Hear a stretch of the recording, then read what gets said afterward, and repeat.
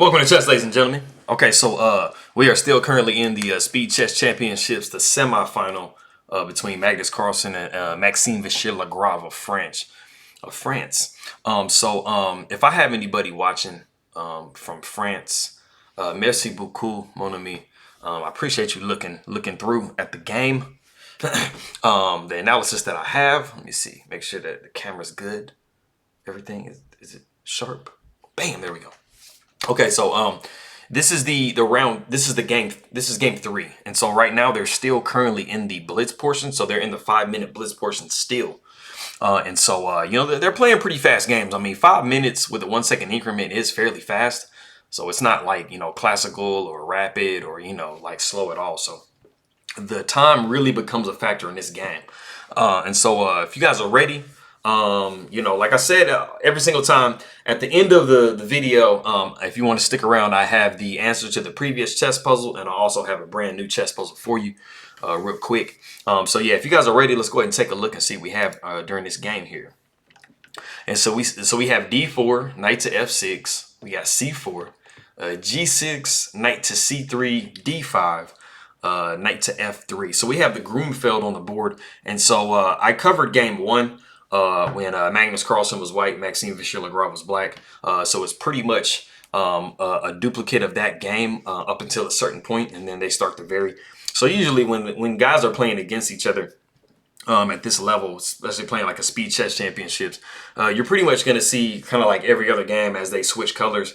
It's going to be kind of a duplicate of the same game up to a certain point, and they're going to try to, you know, they're trying different lines and seeing kind of, you know, if they can poke holes in, you know, the opponent's armor and stuff. So we have bishop to g7, pawn takes d5, knight takes d5. We have queen to a4 like before. You know, a pretty rare line.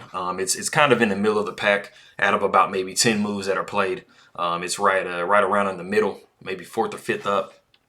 And so he's had bishop to d7, and this is the first time in the game that we varied. As you guys saw in the previous game that they had that I covered, it was knight to c6 that was the move. And so you see bishop to d7 now. One of the two options, because, you know, of course the king is checked in this position. So you know, you don't want to go you know, c6. That's just going to block the knight's ability to come out to a good square. So we have queen to a3. And so we have bishop to c6, just, you know, defending that knight. Like I said before, you know, you don't want to go something like pawn here because then that's just going to allow the queen to prevent the king from castling. So you're going to put yourself kind of in a bind. So we do have bishop to c6. And so we see h4. And h4 is actually the novelty of the game. This position has never been seen before. You know, usually when you're playing a game, you have multiple queen moves. You're going to get into, you know, rarer and rarer lines. So, you know, the novelty of a game is going to come up, you know, fairly quickly. So like I said, with h4, we do have the novelty of the game. And it's just, I mean, it's really simple. Anybody who plays against, you know, fianchetto situations, you know, a lot of the times they're going to be pushing, you know, either their A or H pawns to try to hook onto this pawn and create open lines and stuff like that, especially for their rook if they haven't moved it on the H file. So we see a5. And so we see h5. So Magnus Carlsen just says, hey, man, I'm just trying to rip open the position. Your king's not castled. Even when you do castle it, I'm trying to see if I can, you know, smash on you real quick. So we have knight to a6, and we have queen to b3. And so we have queen to d6, and we have h6. And h6 is the strongest move in this position. Of course, you have a couple of different things you can do. I mean, you can back up the bishop here, or you can play the bishop to f6. And one of them is incredibly better than the other. And so bishop to f6 is the poorer of the moves. It actually puts black in a fork situation. And the first move that comes as you know, as a result of that is e4. And this is something that Magnus Carlsen recognizes, that you're going to get a tempo on the knight after e4, and then once the knight moves, you're going to be able to push e5. Even if you have a situation, so in the situation you have two options. You can either go a4, or you can take on c3 with the knight, trying to avoid you know, the fork. Now in either case, you still lose a piece. If you are recognizing, if you're able to push through that situation. So after a4, we see queen to c2, and then we see knight takes c3, and so we see b takes c3.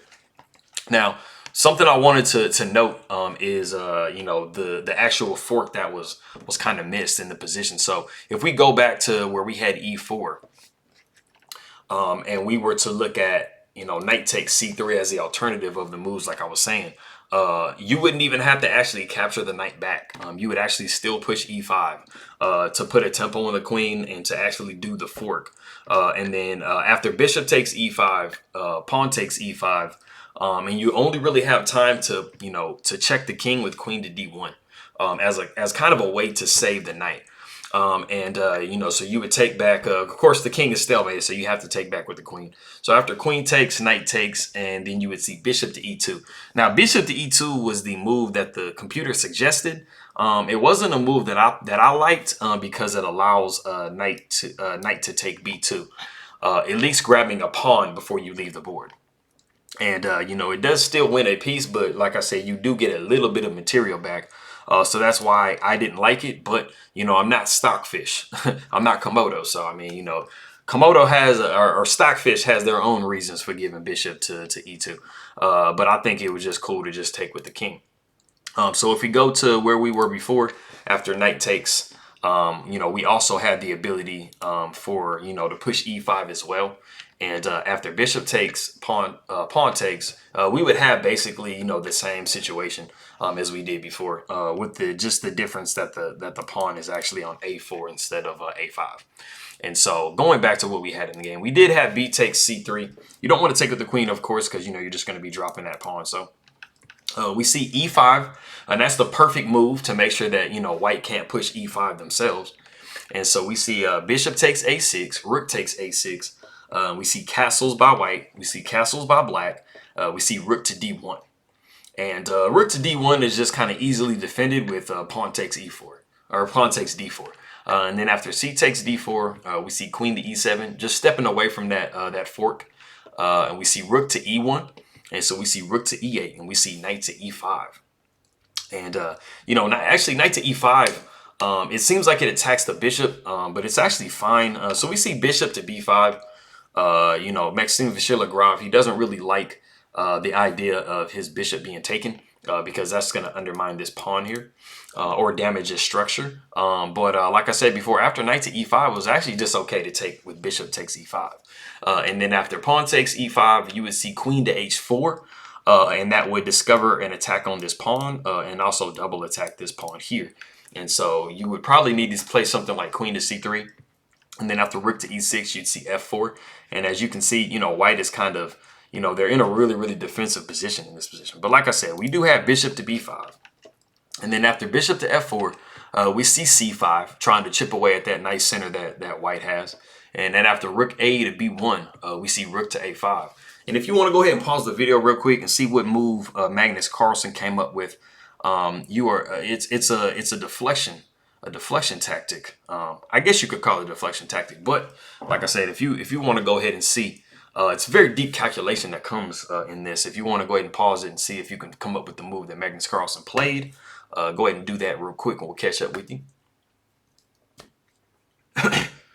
All right, cool. So so basically, you have a situation here where the rook is defending the bishop. And it is actually very easy to deflect that rook away from the defense of the bishop. It takes a lot of calculation in this, like I said. So when I show you the line, you'll understand. And Magnus Carlsen is actually at about 7 or 8 seconds at this point. And so he doesn't really have any time to calculate any of the movements. So looking at the position here, we see bishop to D2. And like I said, now the rook doesn't really have anywhere to go in trying to defend this, you know, this bishop. And so we see pawn takes D4, bishop takes A5, we see queen takes E5, and we see bishop to C7, and we see queen to G5. Now, the initial part of this was accurate, but the follow-up wasn't. But like I said, I mean, Magnus Carlsen only had like literally 3 or 4 seconds to try to sit here and play through this. So he's in just severe bullet mode.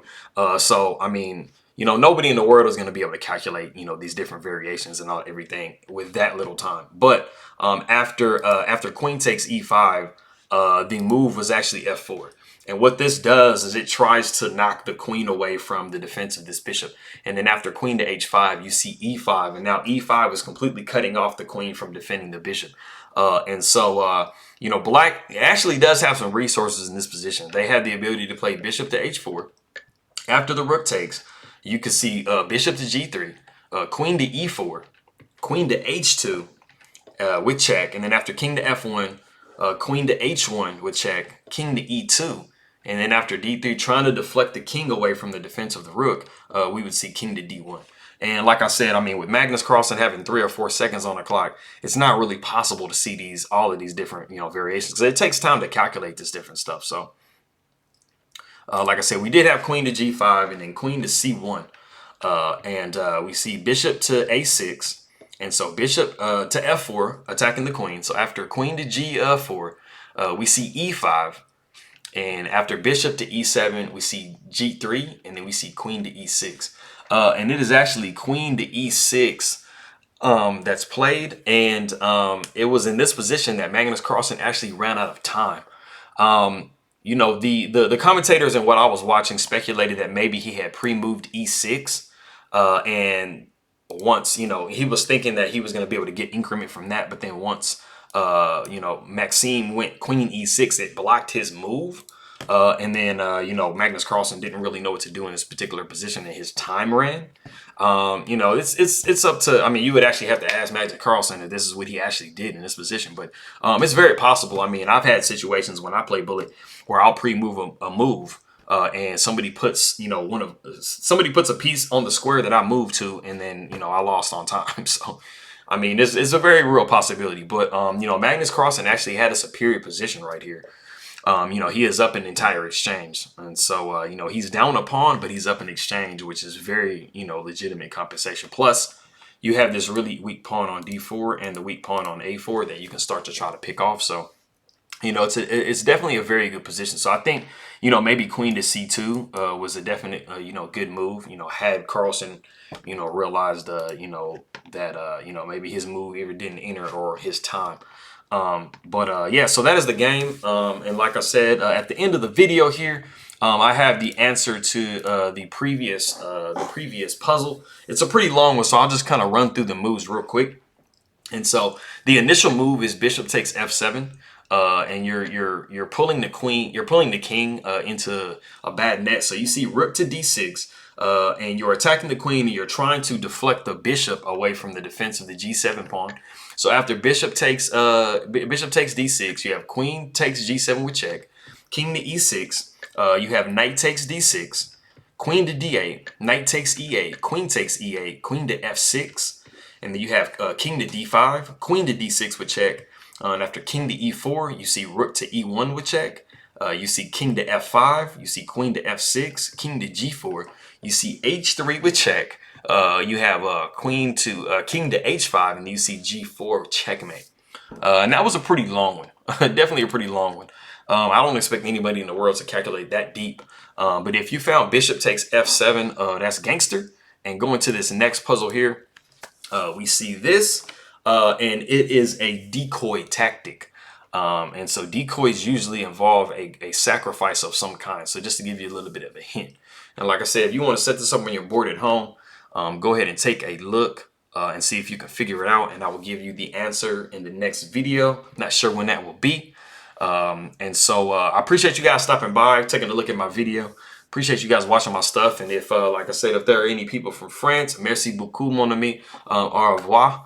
I will see you guys in the next video. Subscribe and like, and leave any comments you have, criticism, words of encouragement, whatever you want to go ahead and put. I appreciate it very much, and I'll see y'all next time. All right.